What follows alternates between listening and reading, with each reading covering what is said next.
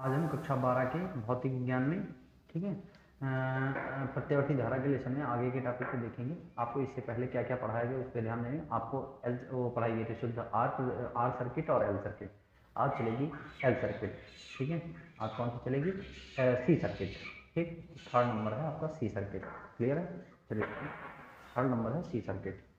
तो third number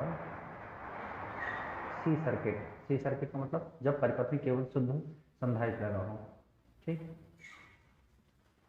जब परिपथ में केवल शुद्ध संधारित्र लगा हो, शुद्ध संधारित्र लगा हो, ठीक।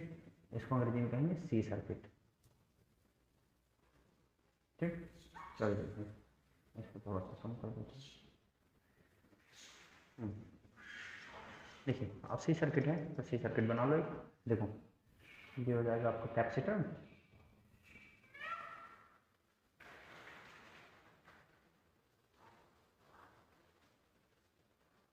ये कैपेसिटर, इस पर प्लस पॉजिटिव चार्जेस, इस पर नेगेटिव चार्जेस। ये कैपेसिटर हो गया।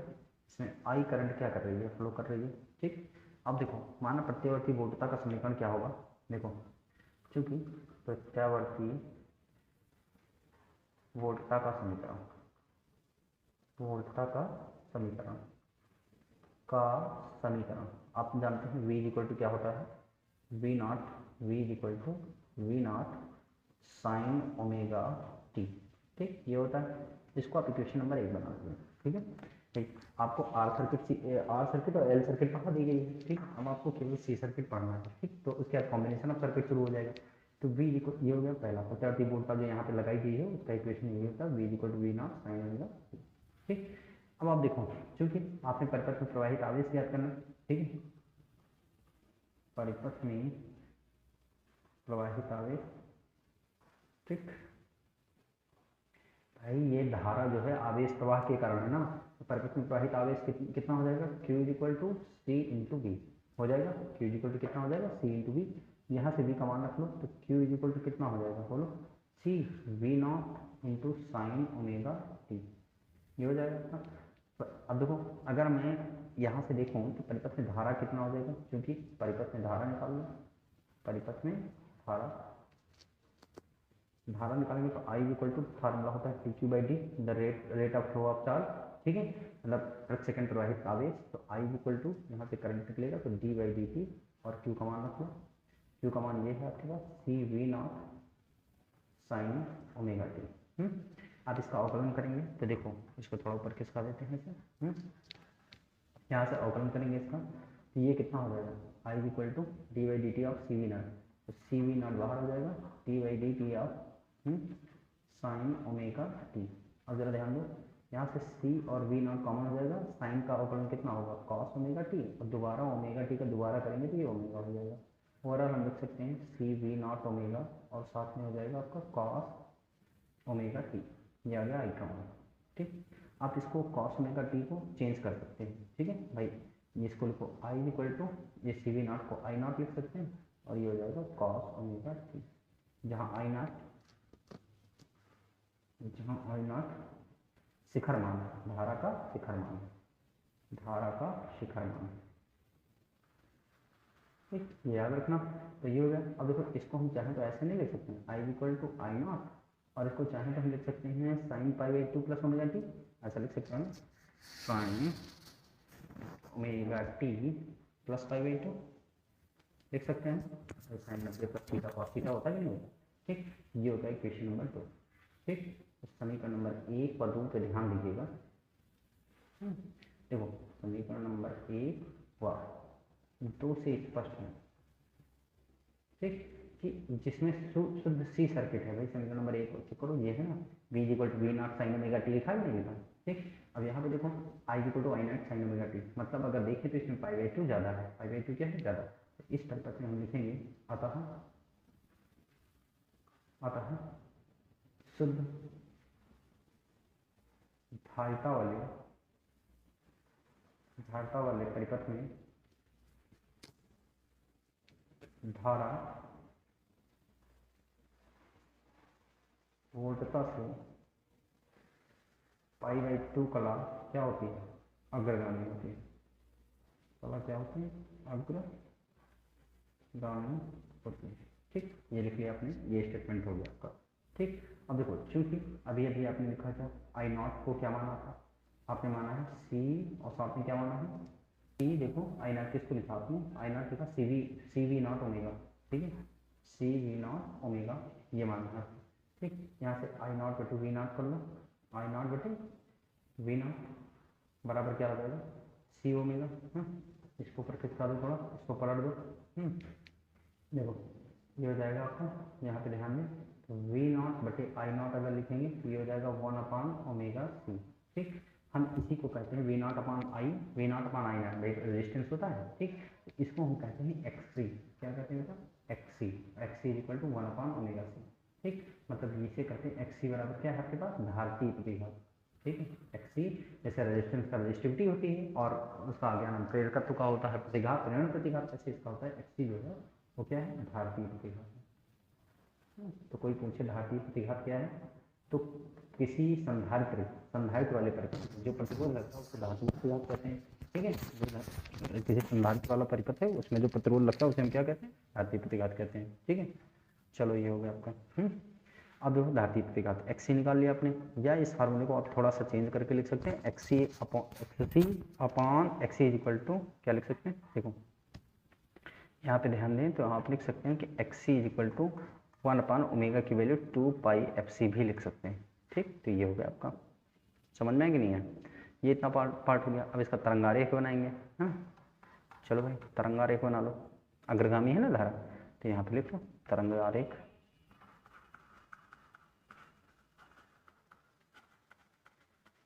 तरंगारेख की बात करूँ तो तरंगारेख कैसे बनेगा, देखो ये ऐसे खींच लेंगे,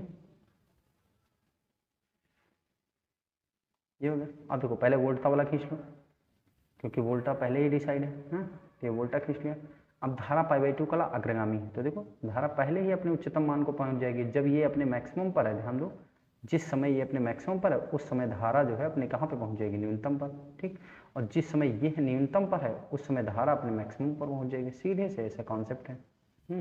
ये देखो ऐसे ऐसे चलता रहेगा ये, ऐसे समझ कि नहीं है, ऐसे बस ये चलता रहेगा। तो ये हो जाएगा आपका आई नॉट और ये हो जाएगा क्या, वी नॉट। ये तरंगारेख बन गया। ठीक, फेजर्स बना लो इसका। फेजर्स क्या होगा, देखो अग्रगामी है ना धारा, तो पहले से खींच लो।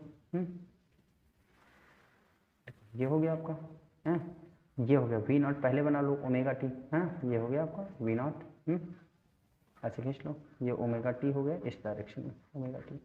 अब इससे π/2 कला अग्रगामी ठीक से 90 डिग्री पे सीधे ऐसे आई नॉट खींच लो। ठीक, ये 90 डिग्री हो गया टोटल, मतलब ये हो गया आपका आई नॉट और ये क्या हो गया आपका वी नॉट। ठीक, ये हो गया फेजर्स। ग्राफ क्या हो जाएगा, ग्राफ देखो, ग्राफ किसके बीच में है, एक्सी और एफ फ्रिक्वेंसी के बीच में है ना, क्योंकि फार्मूला पढ़ा आपने XC is equal to 1/2πf और इंटू सी, मतलब XC is directly proportional 1/f। इसका ग्राफ खींचेंगे तो कैसे खींचेंगे, देखो ये ग्राफ है। अब एक्ससी है, अगर मैं एक्सी इधर बनाऊँ, इधर फ्रिक्वेंसी बना लूँ, ये फ्रिक्वेंसी है, इधर एक्सी कर लूँ। ठीक, तो एक्सी जैसे जैसे घटेगा, ठीक है, देखो फ्रिक्वेंसी जैसे जैसे बढ़ेगी, फ्रिक्वेंसी जैसे जैसे बढ़ेगी, फ्रिक्वेंसी के एक्सी क्या होगा, घटेगा, मतलब प्रतिघात घटेगा, तो ऐसे कुछ ऐसे कर्व बनेगा। ठीक, ये ग्राफ होगा भाई। देखो जैसे जैसे फ्रिक्वेंसी बढ़ेगी, भाई फ्रिक्वेंसी जैसे जैसे बढ़ेगी वैसे धारतीय प्रतिघात क्या होगा, कम होगा।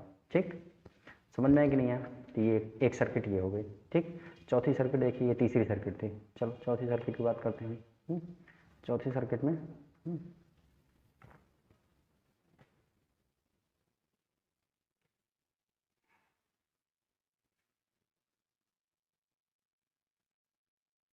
चौथी सर्किट की बात करूँगा, देखो चौथी सर्किट, फोर्थ सर्किट। ठीक, देखो अब चौथी सर्किट अगर देखें, चौथी सर्किट है एलआर सर्किट। ठीक है, अब मिक्स सर्किट आपकी शुरू हुई है। ठीक है, इनको मिक्स सर्किट कहते हैं चौथी। इनको कहेंगे हम LR सर्किट। ये मिक्स सर्किट है। ठीक, एक ऐसा परिपथ, देखो एक ऐसा परिपथ जिसमें प्रेरकत्व भी लगा हो, L भी हो, और साथ में क्या हो, R भी हो, रेजिस्टेंस। ये देखो, इसको कहते हैं मिक्स सर्किट LR। ठीक, ये ऐसी करंट सप्लाई है। देखो ये हो जाएगा V equal to V0 sine omega t. यहाँ से आप देखो, ये इसके सिरों पर विभवांतर मैंने VL मान लिया, इसके पे मान लिया VR। ठीक, भाई श्रेणी क्रम में विभव अलग अलग होता है और धारा समान होती I। क्लियर है? ठीक, देखो माना एक प्रत्यावर्ती परिपथ में, स्टेटमेंट लिखेंगे, माना एक प्रत्यावर्ती परिपथ में एक प्रेरक तथा एक प्रतिरोध लगा है, जिसमें I धारा प्रवाहित होने पर L के सिरों पर विभवांतर, इसको L कह लो, L के सिरों पर विभवांतर VL और R के सिरों पर विभवांतर कितना है, VR है। बातें समझ में आई? ठीक, अब देखो, जब मिक्स सर्किट, अभी तक आपने फेजर सबसे बाद में बनाया था, अब मिक्स सर्किट जब बनाएंगे तो फेजर्स पहले बनाएंगे। ठीक है, चलो फेजर्स बना लेते हैं। ठीक है, देखो फेजर्स कैसे बनेगा, ये आप खींच लीजिए। ठीक, ये हो गया आपका, पहले तो आई वाला आई हो गया। पहले आई बनाएंगे। ठीक, अब देखो आई के सापेक्ष हम बना रहे हैं। ठीक है, अब देखो आई में क्या होता है आपका एल वाला, पहले एल बनाएंगे। तो एल क्या पढ़ा आपने, एल वाले में बीएल जो होता है वो देखो धारा में 90 कला क्या होता है, अग्रगामी होता है। ठीक है, वीएल जो होता है वो धारा से एल सर्किट में, ध्यान देना पीछे देख लेना। ठीक है, जो पढ़ाया गया आपको उसमें देखिए, एल सर्किट के लिए क्या होता है, देखो एल सर्किट के लिए अगर देखें तो अगर V इक्वल टू V0 निकलवाया था, V0 is equal to sine omega t, है ना, और बराबर यहाँ पर I निकला था I0 sine omega T minus क्या निकला था, पाई/2, ये आया था एल सर्किट के लिए साइन ओमेगा टी में। ठीक, तो देखो जरा दोनों में देखो तो हम क्या कहेंगे, धारा वोल्टेज से पाई/2 कला क्या है, पश्चगामी। समझ में, धारा वोल्टेज से पाई/2 कला क्या है, पश्चगामी है। ठीक है, अब देखो या तो उल्टा बोल दें कि वोल्टेज जो है वो धारा से पाई/2 कला क्या है, अग्रगामी। तो धारा से पाई/2 कला वोल्टेज अग्रगामी, तो मतलब इस पर VL। बातें समझ में आई कि नहीं है? ये L के लिए। और VR के लिए देखो, VR के लिए आपको याद होगा कि दोनों इक्वेशन सेम होती थी, V0 साइन ओमेगा टी भी यही आया था और I equal to I0 sine omega t भी यही आया था, पीछे पलट के देख सकते हैं नोट्स में। ठीक, तो इसका मतलब इसी I वाले पर VR होगा। ठीक, अब VL और VR परस्पर कैसे हैं, लंबवत हैं। दो लंबवत सदिशों का परिणामी उनके बीच में होता है सदैव, तो हो गया बीच में, इसको कहेंगे हम B। बातें समझ में आई कि नहीं आई? ठीक, तो इससे ऐसे परपेंडिकुलर डाल देंगे, ऐसे परपेंडिकुलर डाल देंगे, तो ये BL है, तो जाहिर सी बात ये पार्ट क्या हो गया, BL। तो ये बन गया आपका फेजर्स। क्लियर, फेजर्स बनाना समझ में आया कि नहीं आया? ठीक भाई, इस वाले टॉपिक में चाहे हम बोलें धारा पाई/2 कला पश्चगामी या बोले वोल्टेज पाई/2 कला क्या है, अग्रगामी, एक ही बात तो है ना भाई। धारा अगर पीछे है तो वोल्टेज अग्रगामी है, तो वोल्टेज आगे हो गई। समझ में आया कि नहीं है? तो इस तरीके से हम कह सकते हैं कि VR बराबर, अब इसका देखो वेक्टर से वेक्टर का योग क्या निकालते हैं, VR बराबर, अब VR बराबर क्या हो जाएगा, देखो V नेट बराबर, ऐसे कह सकते हैं V equal to under root. भाई देखो परपेंडिकुलर वेक्टर्स का सम कैसे निकालते हैं, R equal to under root A square plus B square plus 2AB cos theta, और थीटा बराबर 90 डिग्री, 90 हो गया 0 आपका। ठीक, तो यहाँ से देखो तो VR स्क्वायर हो जाएगा और प्लस कितना हो जाएगा, VL स्क्वायर हो जाएगा। भाई देखो बाकी तो 0 हो जाएगा ना। तो इस तरीके से अब VR का मान, चूंकि आप जानते हैं VR बराबर क्या हो जाएगा, IR, मतलब V बराबर IR होता तो प्रतिरोध में VR बराबर क्या होगा, IR, और VL बराबर हो जाएगा आपका कितना, धारा, और साथ में धारा तो समान है ना दोनों में, साथ में इसका प्रतिरोध है, L का प्रतिरोध क्या होता है, प्रेरण प्रतिघात XL होता है, दोनों मान रख लो। V बराबर अंडर रूट VR का मान कितना हो जाएगा, I स्क्वायर R स्क्वायर और प्लस ये कितना हो जाएगा, I स्क्वायर और कितना XL स्क्वायर। दोनों से I स्क्वायर कॉमन कर लेंगे तो I बाहर आ जाएगा अंडर रूट से। ठीक है, बचा कितना, R square plus XL square.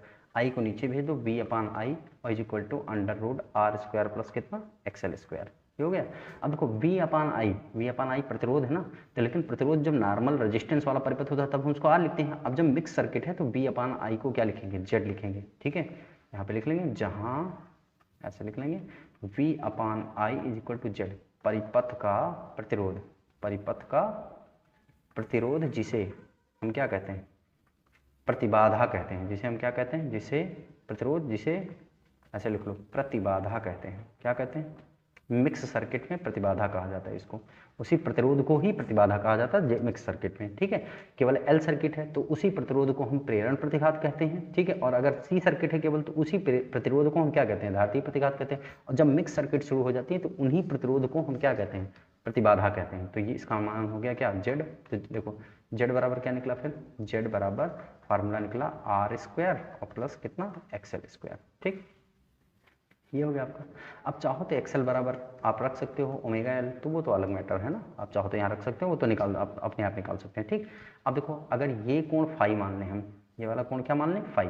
ठीक, थोड़ा सा इसको नीचे कर समझें। देखो ये कोण अगर फाई मान लो, तो tan फाई अगर निकालना हो, कोण निकालना हो, ठीक है, परिणामी कितना कोण बना रहे, तो tan फाई बराबर क्या हो जाएगा, देखो tan फाई बराबर लंब बटे आधार, तो फाई के सामने लंब है तो वी एल हो जाएगा, और बटे आधार कितना है, ये देखो ये है, तो वी आर कह सकते हैं, वी एल बटे वी आर, इसको ऊपर किसका देते हैं। अब देखो यहाँ पर वी एल बराबर आई एक्सएल निकाला था ना, तो tan फाई बराबर ये हो जाएगा आई एक्सएल और बटे वी आर का मान आई आर, आई से आई क्या cancel, that means tan phi is equal to XL बटे कितना आर, एक्सएल बटे कितना आर। अब बाकी एक्सएल का मान फिर रख सकते हो, कोई दिक्कत नहीं। ठीक, तो इस तरीके से ये हो गया आपका। सब सर्किट नंबर कितनी है जी, 4। चलिए एक सर्किट और देख लेते हैं आज, ठीक है, इसको हटा दें। अब आपका है सी आर सर्किट, 5वीं सर्किट है। ठीक, सी आर सर्किट, सारी सर्किट बहुत इंपॉर्टेंट है, जिसमें से L R L C R ये ज़्यादा इंपॉर्टेंट है। ठीक है, सी आर सर्किट, ठीक, इसको कहते हैं सी आर सर्किट। देखो एक ऐसा परिपथ जिसमें दो सी और आर दोनों लगे हों, ठीक है, एक ऐसा प्रत्यावर्ती धारा परिपथ, देखो यहाँ पे सी लगा है रेजिस्टेंस, एक लगा है यहाँ पे ये आर, ठीक है, मतलब कैपेसिटर और रेजिस्टेंस, ये हो गया यहाँ पे वोल्टेज। तो V is equal to V naught कितना साइन ओमेगा टी। ठीक, इसको R कह लो, इसको C कह लो, ठीक है, इसको कह लो VC और इसको कह लो क्या VR। तो देखो क्या लिखेंगे, माना परिपथ में एक संधारित्र व एक क्या लगा है, प्रतिरोध लगा है, ठीक है, जिसमें I धारा प्रवाहित होने पर विभवांतर क्रमशः VC और VR हो जाता है। ठीक है, ये लिख लेंगे, स्टेटमेंट में हो गया। अब देखो पहले आप फेजर्स बना लेंगे, फेजर्स बना लेंगे, फेजर्स कैसे बनाएंगे, देखो अब फेजर्स के लिए आप इसको देखो ऐसे बनाएंगे फेजर्स। आप सबसे पहले करंट को दिखा लेंगे एक एक्सिस पर, करंट को दिखा लिया। अब करंट के साथ देखिए आपका कौन से किस में होता है। देखो आप अगर VC के लिए ध्यान दो तो आपको इक्वेशन जो बताई गई थी वो ये निकली थी, V is equal to V naught sine omega t से शुरू किया था, और I इज इक्वल टू हम कहने कहा था I naught sine omega T minus का π/2 आया था, प्लस का π/2 आया था ना, याद आ रहा है। मतलब धारा जो है वो वोल्टेज से π/2 कला अग्रगामी होती है, लेकिन अगर उल्टा बोलें तो ये भी तो बोल सकते हैं कि वोल्टेज जो है वो धारा से π/2 कला क्या है, पश्चगामी है, ऐसा भी तो बोल सकते हैं। वोल्टेज धारा से π/2 कला क्या है, पश्चगामी है। तो इसका मतलब यहाँ देखो अगर मैं वोल्टेज जो है यहाँ पे धारा बना लूँ, भाई धारा की मैंने अगर मैं ये लिखूँ ऐसे, ठीक है, देखो अगर मैं VR वाला लिखूँ तो VR तो इसी पे होगा, पहले पक्का है VR इसी वाले पे होगा ना, VR इसी पे होती है, ये दोनों समान कला में होता है, आर सर्किट में VR और I दोनों समान कला में होते हैं। ठीक, लेकिन जो ये होता है क्या नाम है, ये पश्चगामी होता है। ठीक है, धारा से वोल्टेज क्या होता है, पश्चगामी। यहाँ लिख लो पीछे नीचे क्या, इसको लिख सकते हैं हम VC, क्या लिख सकते हैं VC। अभी भी VR और VC दोनों परपेंडिकुलर है, अगर परपेंडिकुलर तो इनका वेक्टर इधर बीच में आएगा। ठीक, ये कौन हो जाएगा आपका फाई। ठीक, ये यहाँ पे लंब डालेंगे तो अगर ये VC है तो ये भी वाला VC है। ठीक, समझ में आया कि नहीं आया, तो ये वाला हो गया, इसको हटा देते हैं। ये बात समझ में आ रही है ना, ठीक है, क्या कह रहे हैं हम। देखो आपने पढ़ा है कि वोल्टेज जो है, मतलब आप याद करने के तरीके को समझिए। ठीक, अभी अभी मैंने इक्वेशन जो लिखी थी उस इक्वेशन को चलो फिर से एक बार देख लेते हैं। V is equal to V naught sine omega T, ठीक है, और ये लिखा था I is equal to I naught sine omega T plus π/2, ये निकला था ना। मतलब जो सर्किट हल करवाई है शुद्ध सी वाली, ठीक है, शुद्ध सी जिसमें शुद्ध संधारित्र लगाओ, उसमें यही निकला था। पहले भी यहाँ से शुरू किया था, ये लास्ट में निकला। तो मैं कहता था कि धारा जो है वोल्टेज से π/2 को अग्रगामी, तो इसको दूसरी भाषा में भी तो बोल सकते हैं, क्योंकि आई को मैंने आधार माना है, ठीक है, एक्स एक्सिस पे लिया है, तो इसको दूसरी भाषा में ये बोल सकते हैं कि अगर ये अग्रगामी है तो वोल्टेज पश्चगामी है ना। तो इसका मतलब ये देखो ये धारा है और धारा से π/2 कला पश्चगामी, देखो धारा से π/2 90 डिग्री है, देखो पीछे है। ठीक, इससे पहले वाले में आगे थी तो ऊपर था, समझ में आया कि नहीं आया। ठीक, तो चलिए इसको हटा देते हैं हम। अब देखो ये जब हट गया तो आगे देखो, अब यहाँ पे हम लिख सकते हैं कि पहले तो ये लिखें, स्टेटमेंट लिखने के बाद आप लिखेंगे अतः VC बराबर हो जाएगा I, और C का प्रतिरोध कितना होता है, प्रेरण प्रतिघात XC, और VR बराबर आपको पता है IR होता है, दो लंबवत वेक्टर हैं VR और VC। ठीक, अतः V नेट बराबर क्या हो जाएगा, √VR स्क्वायर, और प्लस का कितना हो जाएगा VC स्क्वायर, आप जानते हैं सभी लोग। बाकी 2VR VC cos 90 का मान कितना हो गया 0, यहाँ पे वैल्यू रख लो I स्क्वायर R स्क्वायर, और प्लस VC का मतलब हो जाएगा I स्क्वायर और कितना XC स्क्वायर। ठीक, I को कॉमन कर लो, यहाँ से I बाहर आ गया, अंडर रूट कितना बचा R स्क्वायर प्लस कितना बचा XC स्क्वायर। ठीक, जब R square plus X square बचा तो आप इसको लिख सकते हैं वी अपान आई, लिख सकते हैं under root R square plus कितना एक्स स्क्वायर, ये हो गया। अब देखो वी अपान आई का मतलब आर, आर शुद्ध प्रतिरोध में था, यहाँ पे आप मिक्स सर्किट में, इसलिए इसको हम कहेंगे जेड, जेड बराबर आर स्क्वायर प्लस कितना एक्स स्क्वायर। बातें समझ में आई? ये मिक्स सर्किट की प्रतिबाधा हो गई। आप इसको ऊपर खींच दीजिए। अब देखो आपने अभी अभी क्या लिखा था, समझ में आया? ये हो गया आपका। अब देखो अगर मैं tan फाई निकालूँ यहाँ से तो tan फाई बराबर क्या हो जाएगा बेटा, ध्यान दो, tan फाई बराबर अगर निकालूँ तो लंब बटे आधार, तो tan फाई के सामने लंब कितना है VC और बटे कितना है VR, आधार कितना है VR, वैल्यू रखो तो IXC और बटे कितना IR, तो ये कैंसिल हो जाएगा। tan फाई बराबर हमेशा आएगा XC अपान कितना R। ये आप कला कौन निकाल सकते हो, कला निकाल सकते हो कितनी कला में है, ठीक है। ये हो गया आपका 3 प्रकार की सर्किट आज पढ़ाई की, ठीक है। अब बाकी सर्किट अगले नेक्स्ट लेक्चर में पढ़ाई जाएगी। यहाँ तक सबको समझ में आ गया होगा उम्मीद करेंगे। अगर किसी को नहीं समझ में आएगा तो बता देना हमको, ठीक है। ओके।